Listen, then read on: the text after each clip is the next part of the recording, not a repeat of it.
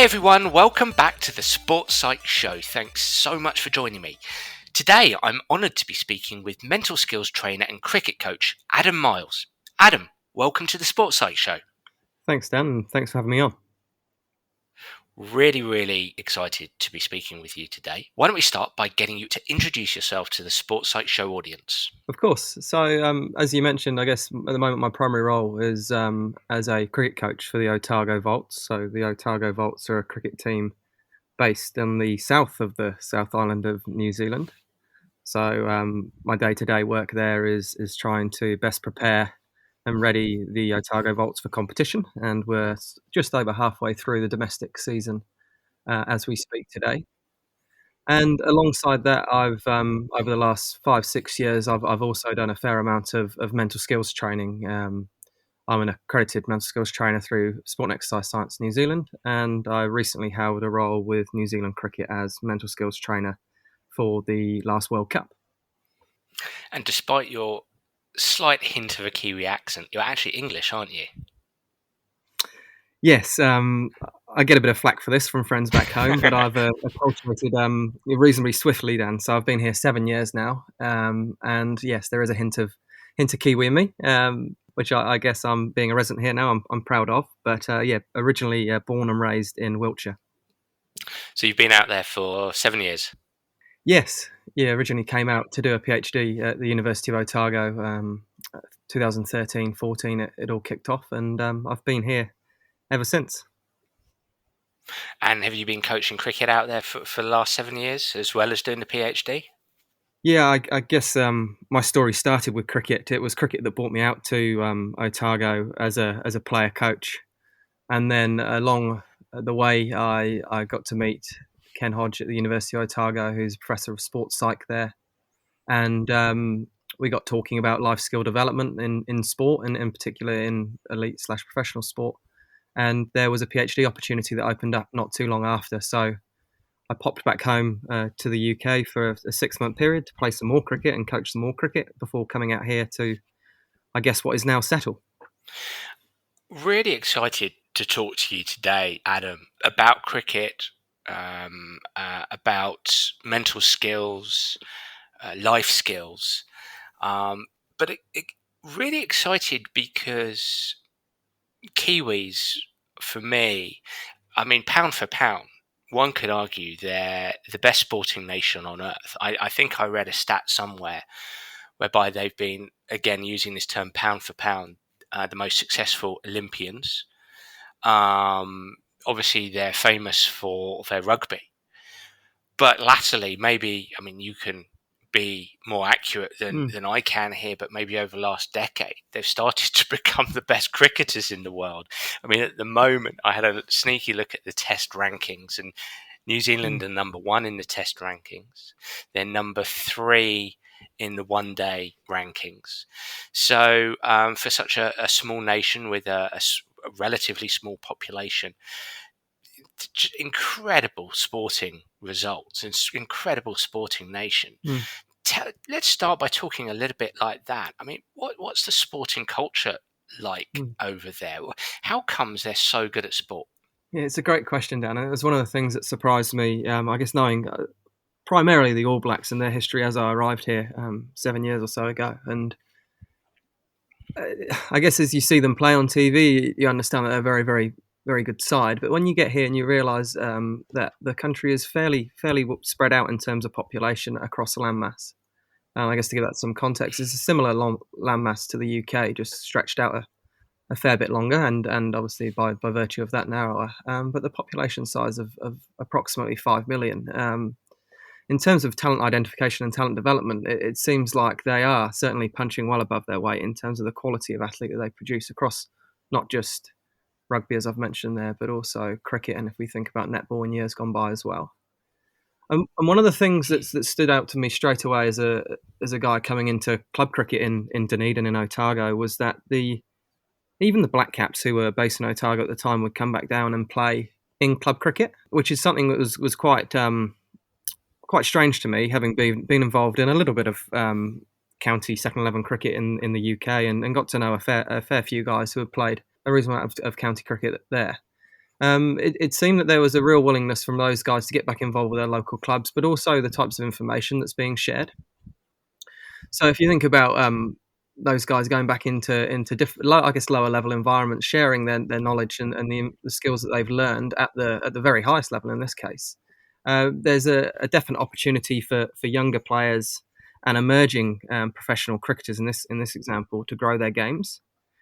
And I've found a very similar sort of story in the coaching space as well. There's a definite hunger to share in New Zealand, even if I think about the domestic cricket level and when all the coaches get together for the high performance forum, there's a big push on it and collaboration on understanding, even though you're going out against the opponents in the next season, to actually understand what they've been trying to do, where they're trying to head. And I think that's only good for the growth of the game. And I'd assume that there's a similar, and I can't speak for this directly, but I assume there's a similar philosophy in place across the other sports too. Not that I intended this conversation to go in this direction, but just listening to what you're saying there, it makes me think about the importance of the dissemination of information, peer-to-peer learning. Sharing is the word that you're using, and how that can actually develop coach creativity. It can actually generate knowledge. It can generate ideas. We become better coaches by sharing rather than holding on to or hugging what we know. Is that kind of what you're experiencing? That sharing, that notion of sharing, can actually cause you have to sit down. You've actually got to think of new ideas. You've got to generate ideas. Yeah, there's absolutely that, and I think it also, in those conversations when you're generating new ideas because you know sort of what's going on out there, you're pushing you're pushing your team that you're working with and the group of athletes you're working with further, but you're also beginning to borrow off other coaches' ideas, and you'll find that they begin to snowball a little bit. It may be maybe a similar thing that's being rolled out in, let's say, an Auckland-based team that you're doing in Otago, but there's a regional flavour on it with a different sort of regional attitude or set of values, and it can look like quite different things. But the beauty of that is that the information has been shared initially, and what it ends up being on the domestic stage is a better product. And again, in this example, I'll lean on cricket. But you've got two sides going up against each other who actually know, whether it's through the coaching interactions or the athletes interacting at the national level, what they're up to. So you've really got to bring your best game, and that's only going to push talent development and skill development up. It makes me think of the word divergency. I think divergency in coaching is so important, to look far and wide. Obviously, the term marginal gains is used quite a lot when it comes to player development. You know, we're exploring the 1%, if you like. But from a coaching perspective, I think divergency is very much underutilized and undervalued, because I think that the historical context within coaching is I keep my stuff to myself because it feels like the coaching advantage. Whereas I do wonder sometimes if it's the other way around, as we're discussing here. To share is to grow. To share is to develop. To share is to generate ideas.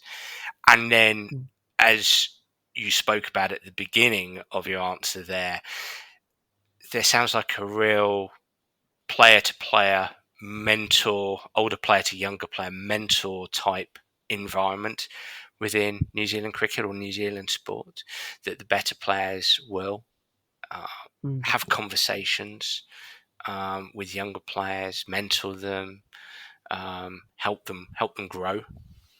Yeah, I completely agree with that. And as you're talking there, I was thinking about the idea here that sort of everyone mucks in, regardless of sort of where you sit in a team or where you sit in a coaching staff, and that when people are pooling together, whether it's the black cap who goes back into club cricket, when you're getting different minds mixing, different skill levels mixing, it's going to promote further discussion and conversation.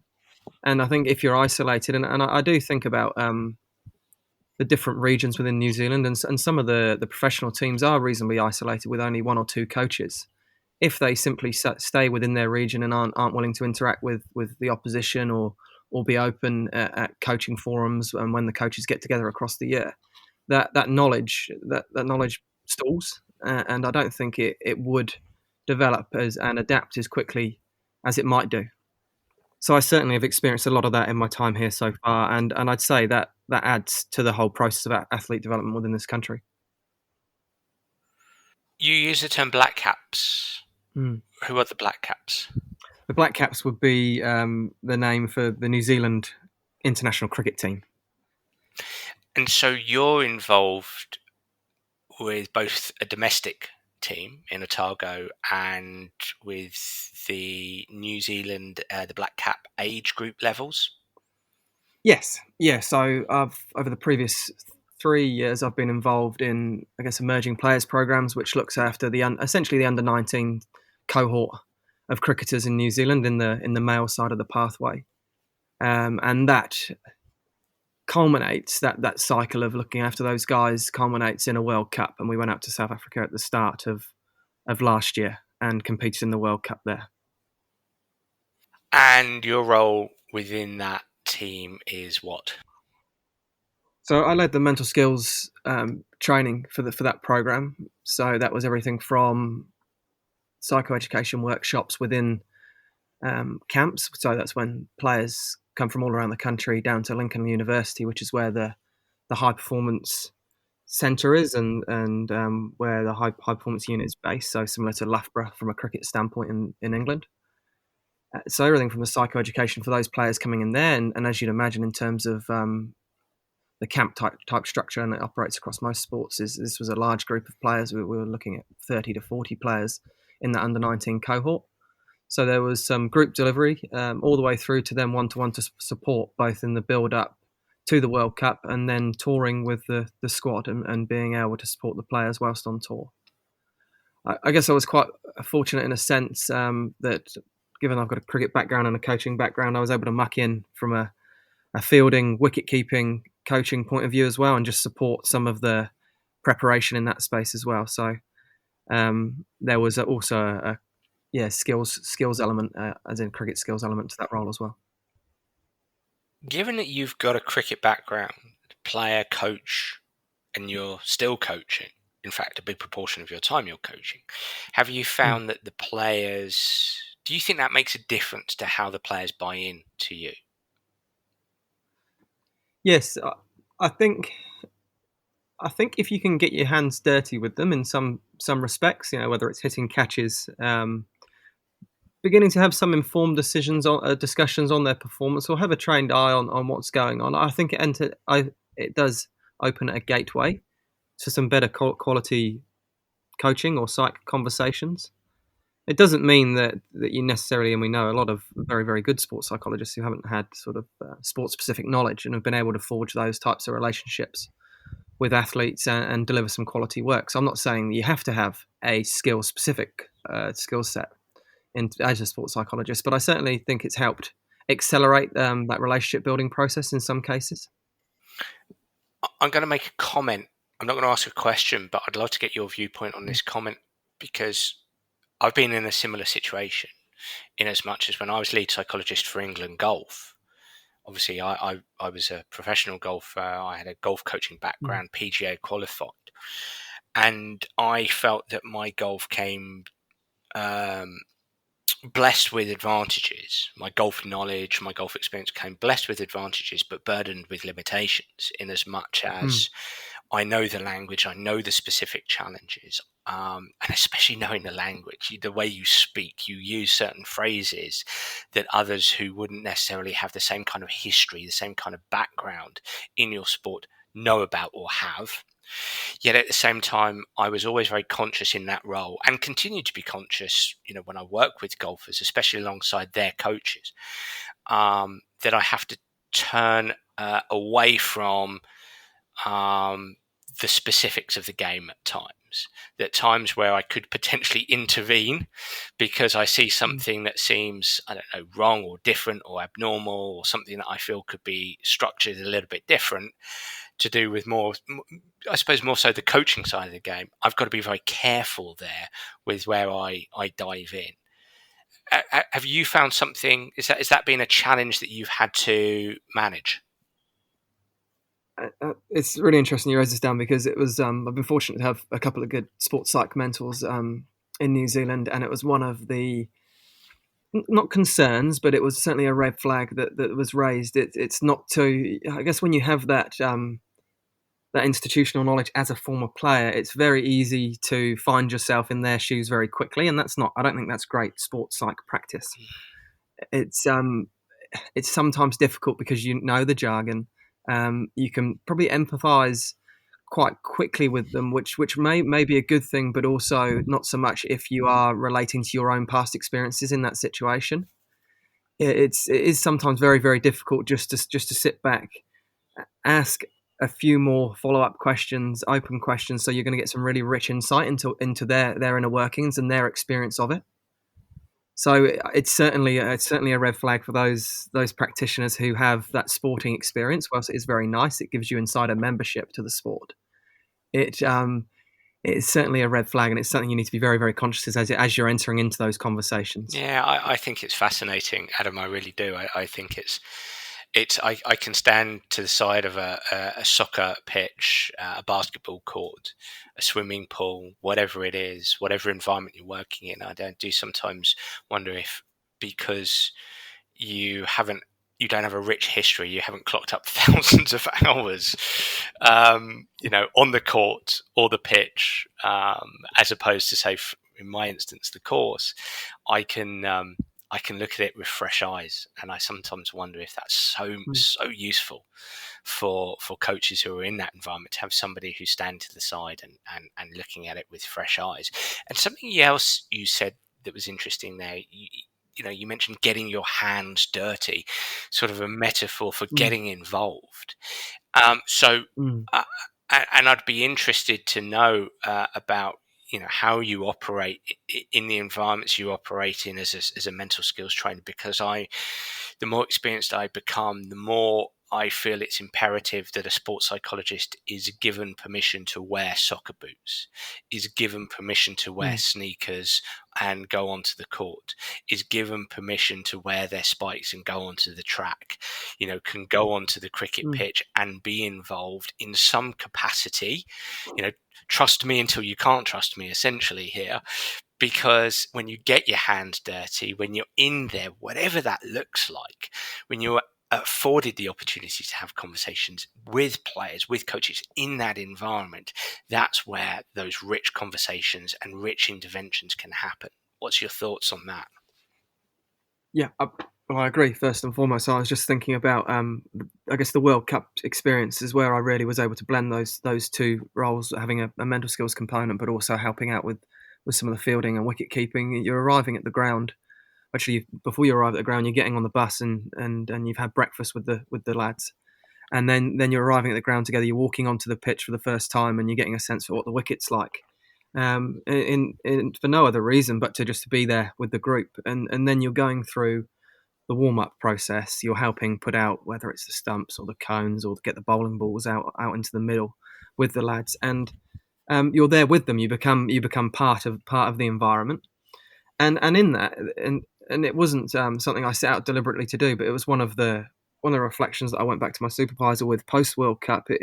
It was those informal opportunities that often presented the best conversations. Those informal opportunities. By that I mean walking back to the bus after one of the matches have finished, just alongside a guy, and they'll mention something about the game, and you get some real insight into what's been going on with them out there. And because you've got the next morning at breakfast or on the bus to the training ground the next day, you can follow up with maybe a more psychologically minded conversation the next day. You don't have to dive in there and then, which gives them a chance to process what they're saying. It also gives them a chance to work through themselves actually what it means to them in terms of their performance and what has happened and what they're going to learn for the next time they go out there. And then the morning after, you can actually, just as they're maybe grabbing a coffee at breakfast, you can say, hey, do you want to come and sit over here? And it provides a great gateway into a psychologically minded conversation. So your point about being able to be there on the court or the pitch as the sports psychologist, is essential, and I know that far too many sports psychologists who aren't afforded that luxury. I felt very lucky to have that in particular at that World Cup. Let's talk about some specifics Mm, here, with and always respecting what you can and can't talk about, mm, Adam. Um, the World Cup in South Africa at the beginning of last year, so obviously before lockdown. Um, Talk to me about the psychological skills that were important in that World Cup. Talk to me, where you can, about the approach you took with the mm, coaches, with the team, in terms of the mental skills. What was put in place? What was focused on? What did great psychology for New mm, Zealand under 19s look like in that World Cup? mm. So I guess, like with all campaigns, we work together with the coaching staff to come up with a psych skills plan, and in that psych skills plan, it covered well-being and team culture as well. And Okay. I'll run through psych skills as a starter, but we can dip into the psych well-being team culture stuff too if it's of interest. Yep. So the the psych skills, essentially, we wanted players to be aware of their ideal performance state, and what it would take them to get there more often. When we talk about ideal performance state, I think people jump to things like flow, but it was really around the guys being able to find that best course of behaviours leading up to performance that allowed them to feel ready to perform rather than to get into a flow state. Because as we know, having spent a reasonable amount of time digging around in the psych literature, the flow state comes around once every so often. But Yep. it was giving the players an opportunity to explore. Okay, where am I at today? What am I thinking and feeling? What do I need to do in terms of my preparation to give myself the best chance of both nailing my skills when I go out there, but also feeling confident and competent about what's to come. So, in terms of establishing that, it essentially started out with a group workshop and talking a little bit around the idea of challenge and threat states. And I know in previous podcasts you've covered this a reasonable amount. So I've also borrowed from the likes of Jamie Barker's work here Hmm. and Martin Turner, Hmm. and getting players to understand essentially that we all have goals. Uh, in particular, in this group, relevant to the World Cup, I guess it would be to go and perform. We had some space to talk around their individual goals in relation to their specific roles in the team, but using the example, they want to perform in the World Cup, they're more likely to find that ideal performance state if they are in a challenge mindset. And what does a challenge mindset mean? It essentially means that you perceive that your resources, and I'll touch on resources in a second. The resources that you have lead you to believe that you can overcome the demands that the situation presents you. So that might be facing India, who are very well known for their pace bowling, but also their spin. So, resources in a cricket specific sense might be the batting skills to face pace bowling, play the short ball. It may be able to sweep or use your feet against spin.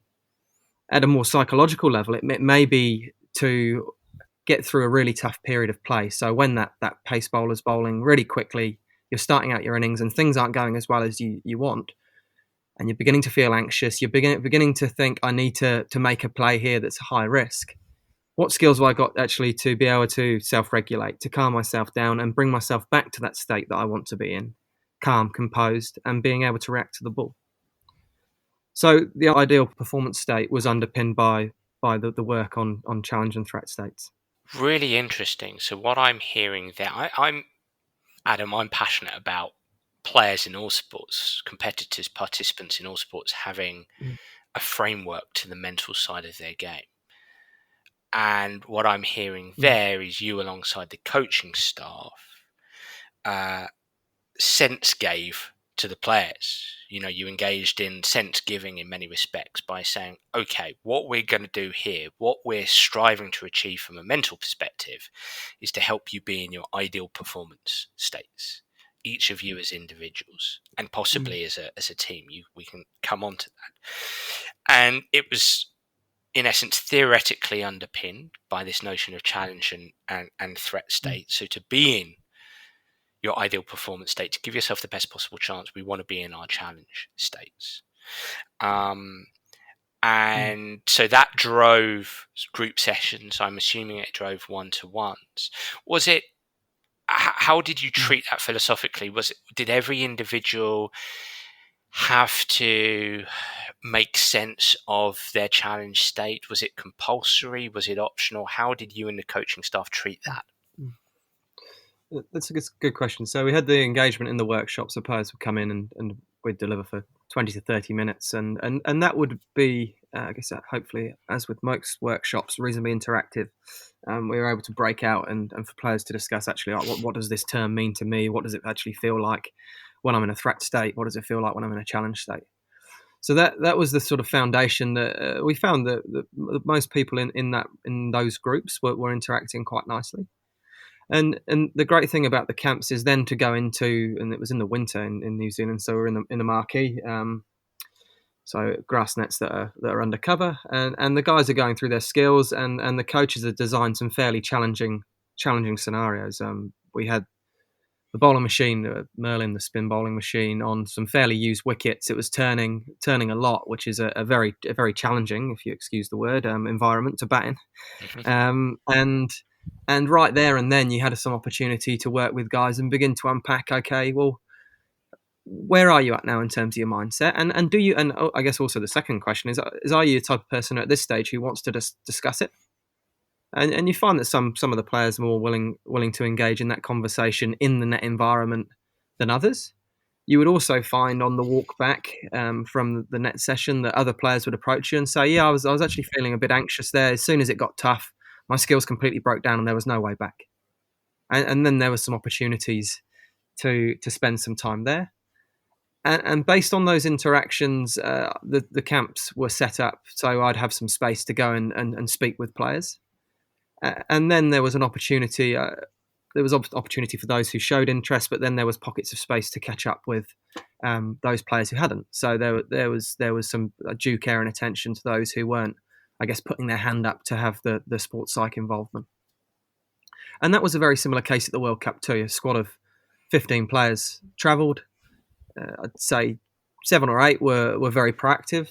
And then the other guys I was still having conversations with, but it would be a little bit more formal in a sense that I'd say, "Hey, do you mind if we catch up on this rest day and we'll just have a chat about how things are going?" That question, are you willing? This is where, again, something I'm fascinated with, something that I have really interesting conversations with other sports psychologists about. Are you willing to talk about your psychology? And it makes me think about needs and wants. Needs and wants that a player might not want to, but maybe we need him or her to, because we are going into a pressurized situation. And I'm always concerned when a player maybe spontaneously feels, well, I'm mentally tough anyway, if they're going to, I'm mentally strong anyway. I don't necessarily buy into this mental stuff. Those two answers always make me concerned, or it makes me concerned sometimes that we don't have compulsory processes here, because we're going into a pressured environment and we don't know, an uncertain environment. We don't know what's going to happen. And sometimes the conversations I'm having day to day is very much around, well, do we as sports psychologists, do we as mental skills trainers need to have robust conversations with coaches and really challenge them to answer, well, why you wouldn't get rid of technical training, you wouldn't get rid of some form of physical training, so why shouldn't we make this compulsory, even for those who say, well, I'm good anyway at this? That's okay, but can you articulate something that you're going to do out on the pitch that tells us that you are searching, or you're in your challenge state, so you're in your ideal performance state?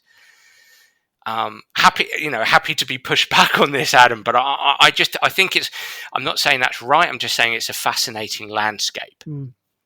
It is. two things that came to mind there for me. The Mm, first one being, I think that ideally there would be space for a more compulsory element of mental skills. I'm a huge advocate of that. I just think certainly in the environments I've been in, that time has been tight around the training space and then playing space. And yep. particularly in the cricket context, when guys are playing, the game is lasting for a day, and then you've got half a day training the next day. The gents need their time away as well, and the ladies who follow a similar pattern of play as well. Mm. Cricket is very labour intensive in terms of time spent playing, so it unfortunately it's the first thing to go out of the program. Like the tactical, as you said, aren't going to be pushed by the wayside to make space for compulsory mental skills. So that was my first thought. I think with more time and a more complete program, a bit like the camps that we had on for the under-19 group leading up to the World Cup, there is space for that. The second thought I had, and it's a really important one, and it's working through the coaches. If you have some players who are very hard trainers, but not necessarily engaged in the mental skills conversations or beginning to talk about the psych side of them, uh, those players are often the ones who are still reasonably engaged and in touch with the coaches. So if you've got an opportunity to have the coaches involved in those workshops, which fortunately in my experience in the build up to the World Cup, that was the case. The coaches were curious, they were open, they wanted to know the types of content we were going through, the things we were trying to get at, but most importantly, how could they help in the training space? So if you've got in your support team a couple of coaches or three coaches as we had, and they're all sort of on board with some of the principles and conversations you're trying to start, you've then got four coaches across 15 or 16 players.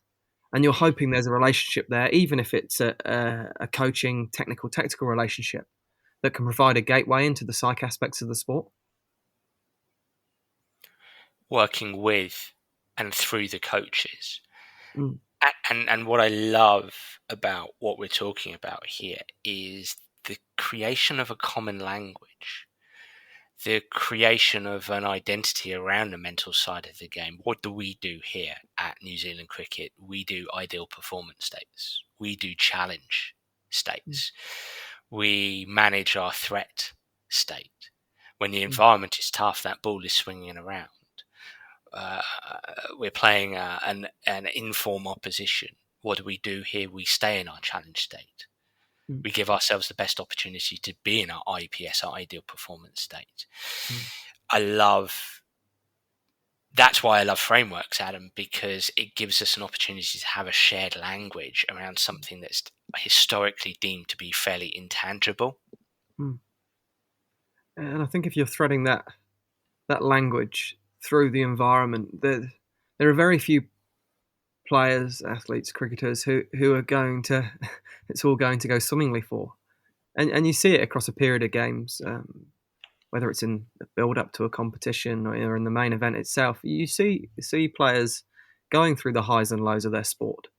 And if there's already a shared language, there's been some dialogue. It's in the collective language of team discussions, and when you're setting up sessions, you've got a much better touchstone than all of a sudden the coach saying to the player, "Hey, I can see you're struggling here. There's a sports psych that we don't really see, who's never really in the environment, but we suggest you go see him." For someone who's under duress, that's a far more daunting process than having a sports psychologist integrated into the environment and coaches who are championing that language of sports psychology. We're talking about shared language around psychological skills, but I know that, and you mentioned it earlier, well-being and culture Mm, were a big part of your role. mhm. Talk to me a little bit about both of those. Yeah, I can certainly do that. And as you segued onto this, Dan, I was just thinking about your first question about the success of New Zealand athletes, and the first point under psychological well-being was that players have pursued goals in other areas of their lives and have strategies to overcome demands associated with these goals. So we're talking about these were age group players in this case, but I know it carries over into the domestic space and even the international space. That the cricketers in New Zealand and I know very well it's the same for rugby and netball. and as well as the Olympic sports, the whole idea of life outside of sport is essential to psychological well-being, but it's also essential to performance in sport. So, as part of the role of my role as a mental skills trainer was to talk with the players and get an understanding of what they were studying, whether they were going to university, whether they were already in jobs as they had finished secondary school. Begin to understand actually what's going on in relation to those other areas of their lives. So for example, if they had year 13 exams to pass, did they hold lofty goals for those exams? How were they coping with the demands associated with those goals? So were they able to manage the coursework and the assignments that come alongside them? Were they able to study for exams efficiently alongside their cricket commitments? So being in a position where we could actually balance those psychological skills in sport and be able to get them to develop their ideal performance state, getting them to understand how they were thinking, feeling outside of sport was also a very, very important piece here. And we felt that if we could help them manage the demands both inside and outside of sport, we would have players that are both performing well but also living well. And linking back to your first point around the success of New Zealand athletes, I wonder if they're, by virtue of the domestic structures here, in terms of the pathway to elite and international sport, you often find that athletes have two careers, both their sporting career and they are either studying for something else or they've got a secondary occupation. And for me, if assuming that they're managing demands associated with both well, you're developing reasonably robust and well-rounded people. And I wonder if that actually flows over into what we see on the international stage as we watch some of those sports compete against other nations. It's fascinating, Adam, because as you're speaking there, I'm thinking back to my episode on the Sports Psych Show with Kath Bishop, former Olympic rower, who's written a fantastic book really on the theme of developing a more sophisticated relationship with winning, with high performance. And I think this word sophisticated ended up being my word of 2020. And it strikes me as you're speaking there that New Zealand sports participants and competitors have quite a sophisticated relationship with performance, with this notion of winning. It's well publicised that happens with the All Blacks. The work done there over the years by mental skills coach Gilbert Anoka, the head coaches themselves, the coaching staff themselves, developing a more sophisticated relationship with that notion of performing and winning. But it sounds like as well, just across the board, but with the Black Caps, that this is something that is inherent in the system. It's not just, right, come on, we're going to go and win. What do we got to do to win? It's much more subtle than that. It's more nuanced. It's taking a nuanced view of performance and winning, getting the mindset right, getting well-being right, having a broader, more humanistic approach to performance and winning, essentially. Yeah, and I guess we're all familiar with environments where coaches have thought that more is more in terms of training and being involved in the sport and immersing yourself. And of course, there's got to be a huge drive to become a professional athlete. I've absolutely no doubt about that. But it doesn't have to be all-encompassing. To be well-rounded, to have other goals in other areas of your life. For me, it certainly leads to, using your language, a more sophisticated athlete and one that over time I think would stand up under pressure in competition. That's not to say that all New Zealand athletes are like that. This isn't some utopia of sporting well-rounded excellence. There are certainly examples of people, both across the main media, but also within environments who aren't fully immersed in developing themselves outside of their chosen sport. But there is certainly a narrative that is driven within most of the environments that I've come to know around that.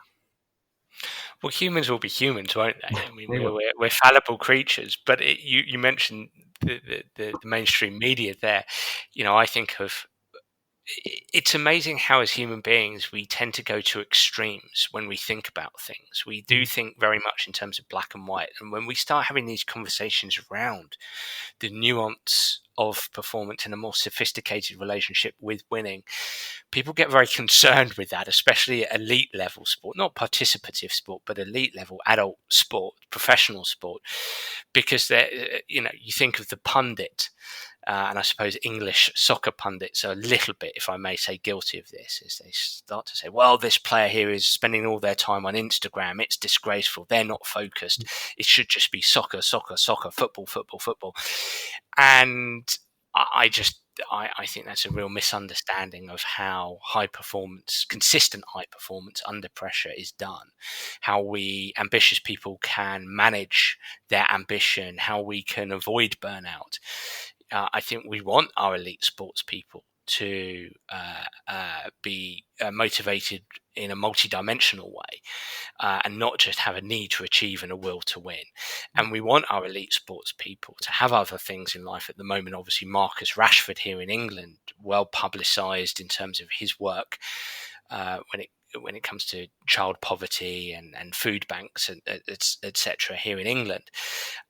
Just incredible stuff. Incredible contribution to society. He's playing well. He's scoring a lot of goals. It doesn't put these elite sports people off their sport. If anything, it improves their capacity to play consistently, to thrive under pressure, to retain a freshness of self and sport. And I like that word capacity, because I think that capacity links with, if we think about challenge and threat states and overcoming or certainly coping with our environments. If we can develop a capacity, a pool of resources that we can use across multiple environments, I think we're much better placed as humans to function. And yes, I guess in investing that time in another part of your life, like with maybe all skill acquisition, there might be a dip off, some fatigue, some confusion about how you employ those skill sets in one domain and the other. But I think in time it does certainly lead to a more rounded being, and for me that's a quite exciting space to be in for those athletes who can do that. Tell me a little bit about the team culture. We've talked about psychological skills. We've talked about psychological well-being. Talk to me a little bit about the team culture of that New Zealand under-19 side in the World Cup of 2020. Yeah, so I guess team first is the catch call across New Zealand. Is that out there in the UK too, Dan? I think in various forms, yes, absolutely. It would be team above individual. So this idea of team first seems to crop up in various different sporting environments across New Zealand, and that's something that we were trying to achieve with this group too. So a good team culture for us, and this is something that was agreed on, would be a culture that's been displaying professional behaviours across a number of occasions throughout the campaign.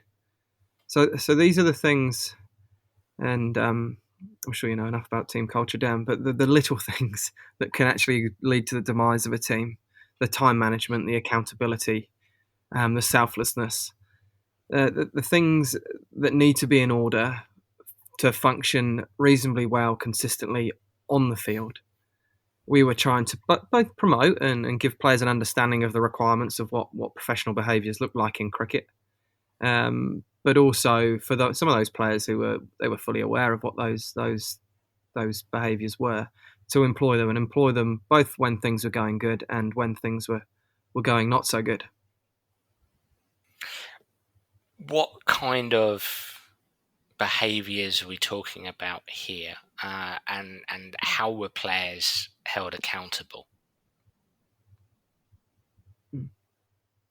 So the coach was reasonably firm on this, that he wanted it to be player driven, which to start with I think is quite a big call, because they're a group of young men coming together from all over New Zealand. But it was amazing how quickly the guys were willing to speak up and hold each other accountable to things that underpinned team first behaviour. So that could be things like making sure that all of the coaching equipment was back where it needed to be, helping the coaches put that away if you were in the non-playing group.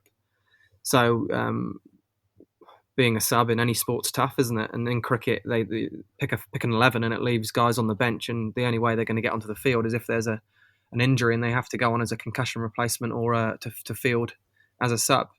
So when you get named as a 12th man or not playing, you're pretty sure you're not going to play any cricket that day.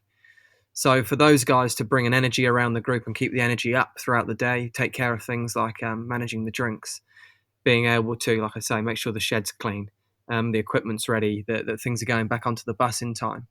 Those were practical examples of team first behaviours that we saw in the non-playing group, and it was great to start with because we had quite a big build up and things were.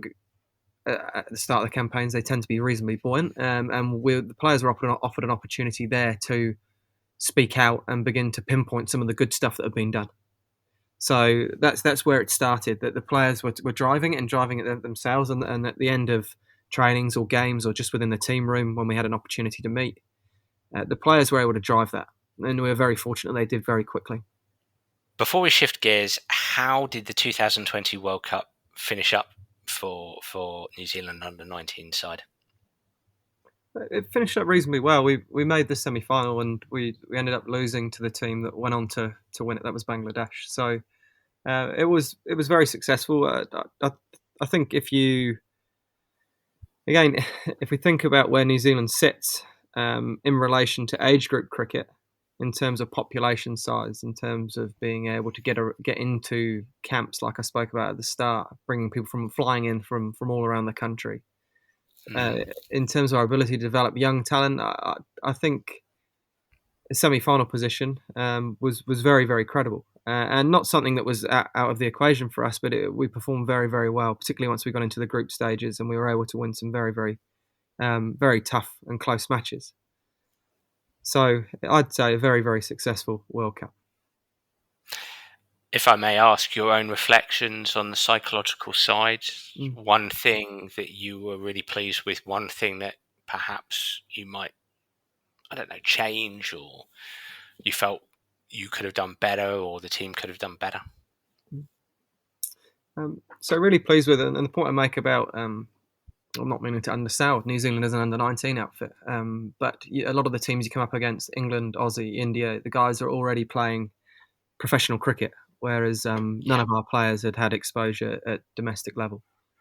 So in periods of the game where we were put under pressure quite substantially by some very, very good players who had, as I say, already established themselves in domestic cricket in their home countries, to be able to show the resilience, but also in that sort of a calmness and composure around our decision making to get ourselves back in games. From a psychological perspective, whether it was linked to the program or whether we were just very fortunate that the group already had those skills, to be able to show those skills on the big stage, on TV, sometimes under lights for these guys for the first time, was quite remarkable, really, and something I was very pleased with. We let's move on. I know we want to talk about a passion of yours within psychology, and that's life skills interventions. And I think your PhD work very much focused on this, and you've written a chapter in a book that we're going to talk about for the last 15 minutes or so, entitled Life Skills Interventions with Elite Athletes. And it's very much, I suppose, a read for the sports psychologist, but we both feel it's very important to relate this to coaches and how coaches can introduce life skills into their day-to-day coaching activities. I think to start with, talk to me a little bit about life skills interventions. I mean, what do you mean by that? What's this all about? What is this topic? I guess to start with, once we were talking about psychological well-being and psych skills from the World Cup role, hopefully you sense a bit of passion coming through in terms of people having resources, competencies, capability to manage demands in both aspects of their lives. For these skills and competencies, assuming that they transfer between environments, and that's the real critical piece here, that they transfer between environments the exact skill. As an example, the ability to self-regulate when feeling anxious. If you can transfer that skill between environments, it becomes a life skill. So my first interest in this really came about from my time as a cricket player, and thinking about transitions out of sport, and reading both the popular media but also digging around in the sports psych literature about why it is so problematic sometimes for athletes to retire from sport. And the term that kept cropping up was essentially life skills, to manage the transition and manage a transition into a secondary occupation. So a life skills intervention is a program, a series of consultations that seeks to develop a relevant life skill within an individual, or promote some discussion, some understanding, some knowledge generation of life skills within a group of athletes in a workshop setting. And so a life development intervention consists of 6 steps. Would I be right in saying that?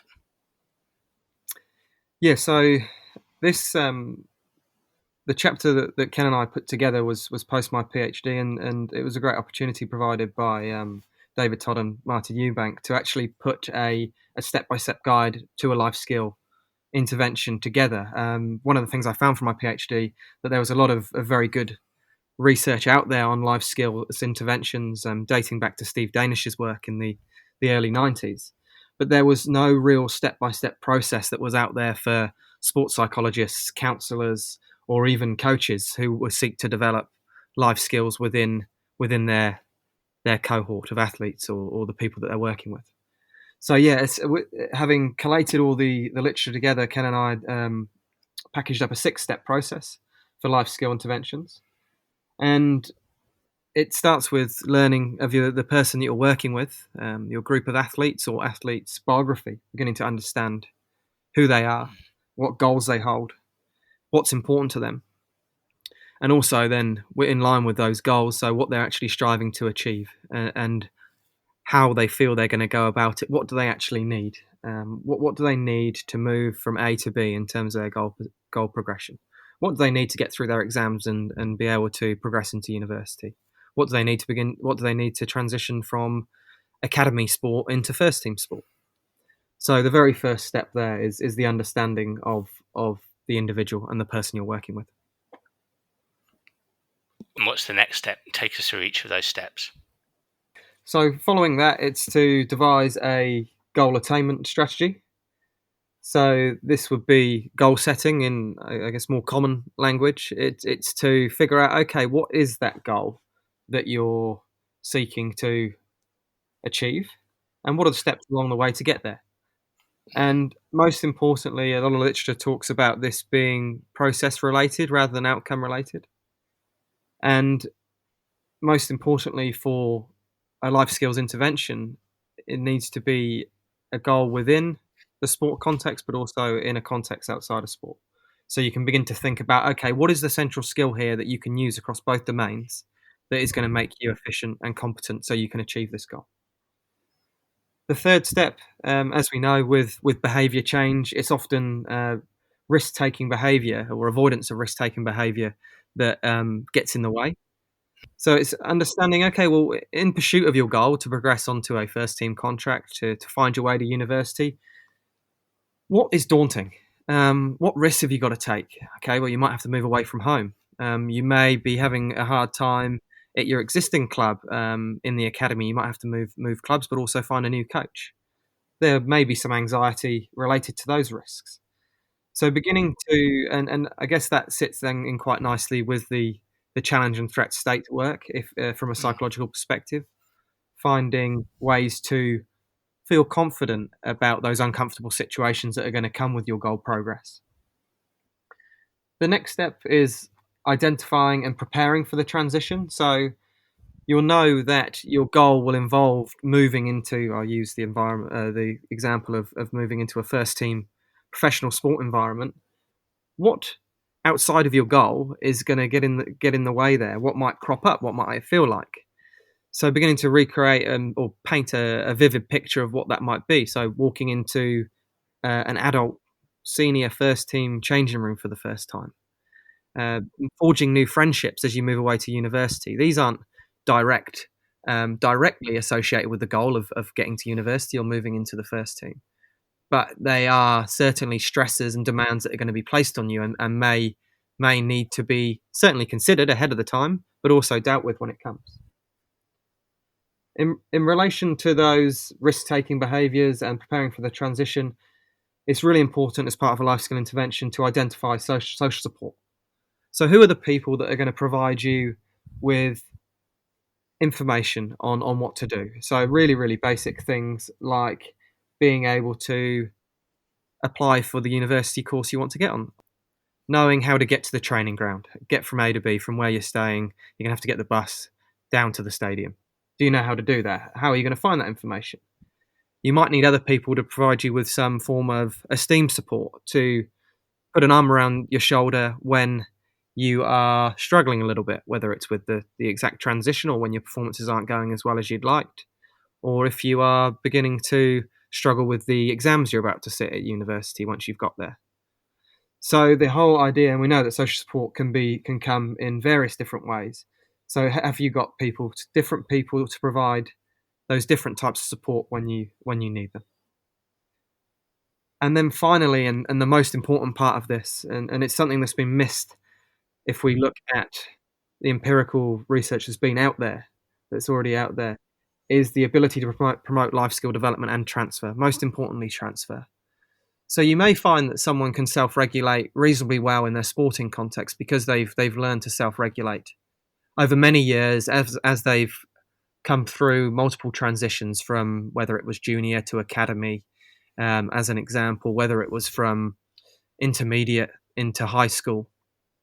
They may have some idea of the self-regulation skills they've got in one setting, but for it to be a life skill, it needs to be used in another. And I think we know that we innately develop some form of coping mechanisms if we're exposed to a certain environment enough. So in the example of our athletes, that would probably be the sports space. But do you really know how to use those in other domains? And what will they look like?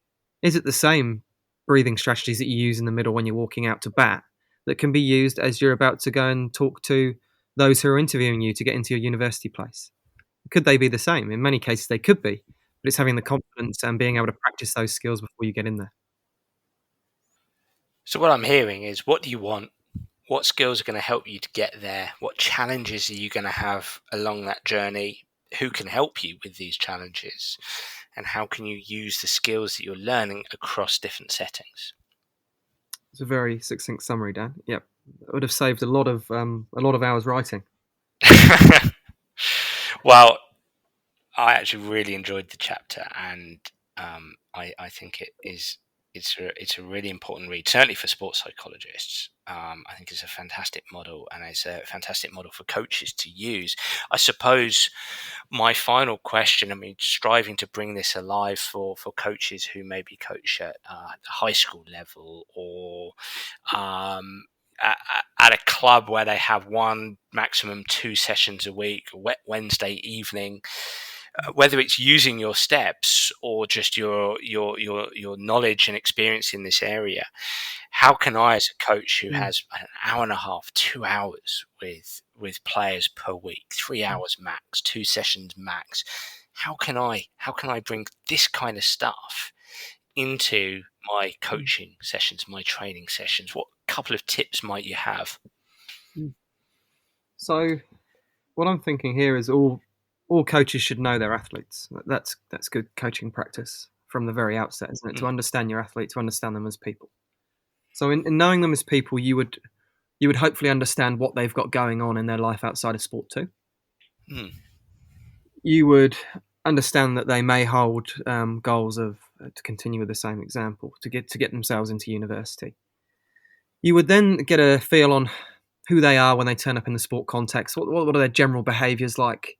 How do they manage stressful situations when they come up against tough opposition, or when their skills are breaking down in training? How do they get through it? Are they able to get through it? What do they do? You know, are they able to to pause? Are they able to breathe? Are they able to collect and compose themselves before they continue on? So if you understand your athlete in that way, and then on an occasion they turn up to your trainings and they're out of sorts, you've got a prime opportunity there to gain an understanding, firstly, if it's sport related. And if it's not sport related, if they're like, no, I'm just very, very, very pleased to get here, I can't wait to get into this session, but you still know that they're a little bit off the pace, hopefully you've built enough rapport and trust to enter into a discussion. Okay, well, what is it that's getting you down? I can see you're a little bit upset. Is there anything you'd like to share? So in this example, if the player says, yes, well, I'm completely struggling with this presentation I've got to deliver. I'm delivering in front of my class. I'm really, really nervous. I've been practicing at home and I keep fumbling. I keep fumbling my lines and I essentially keep choking. There's an opportunity right there and then to reconnect that player with the times things have been tough in their sport setting, the times you've seen them gather themselves, compose themselves. You may even be able to enter into a discussion on the types of self-talk they might have been using during those periods. What do you say to yourself when things are going tough? And I've seen you turn it around time and time again. When things are going tough, you do something. What is it in sport? And hopefully they share. You may need to use some higher level questioning to actually extract a bit of rich information. But in doing that, hopefully you're getting something there to say, well, actually, when you pause, you breathe, you take notice of the things around you, you go to a bit of a broader focus, then you come back into what you're dealing with in sport. That's exactly the same thing you can do when you deliver this presentation. Why don't you go home and practice it just like we do in training before you go and deliver to your class tomorrow? And we know in the coaching context that we're very, very strapped for time. It's almost always small snippets of conversation where you've got an opportunity to intervene. But I don't think that's too long of a conversation at the start of training, a couple of minutes to get to the heart of that matter if you've already got a very strong and trusting relationship with your athletes, which I'm hopeful that all coaches are seeking to build. I love it, Adam. What I'm thinking there is you're speaking. I'm thinking about coaches having a keen eye on the person that underpins the player, the human that underpins the player. It's detecting sporting scenarios that can relate to everyday context. It's finding opportunities for conversation, which can be challenging, but finding opportunities for conversation around those moments where a player has perhaps been challenged on the pitch or the court or the course, and relating it to everyday life, everyday contextual situations. Or it could actually be deliberately introducing, as you're kind of saying, almost like a mini presentation of a minute or 2 minutes at the beginning of a session around psychological skills on the pitch, psychological skills off the pitch, and just putting that out there, just starting that conversation with the players. It's not wasted time, is it? It's a valuable time for them as people and for them as players and performers. It certainly is, and that comment makes me think back to where the life skills development stuff actually started with Steve Danish. It was working with vulnerable inner city populations in the States, using sport as a vehicle for change, social change, behavioural change. And there's no reason if we link it to whether it's grassroots sports or if it's even elite sports, there's no reason why that same process can't be followed and help individuals flourish. I think that's a really, really important point. Adam, absolutely fascinating conversation. We've spoken psychological skills there. We've spoken about psychological well-being, culture, life skills, introducing life skills into your coaching practice and processes. I know that's going to tap the interest of many a listener. How can people find you? Are you on social media? Can you be contacted? Do you want to be contacted? Give us your details, mate. Yeah, I'm available via Twitter, and I'm more than happy for people to get in touch. I'm always passionate about these types of conversations, so please feel free. My handle is AJMiles19. Perfect. Brilliant. Adam, Really appreciative of your time and expertise. Thank you so much. It's been a pleasure, Dan. It's been a great chat. Thank you very much for having me. Well, everyone, I really enjoyed that podcast, and I'd love to hear what you, the listener, think. So please do get in touch via Twitter or Facebook or through my website, danabrahams.com, to tell me what you think of the Sports Site show. And if you do have any suggestions, I'd be delighted to hear them. I'm already looking forward to next week's episode. Bye for now.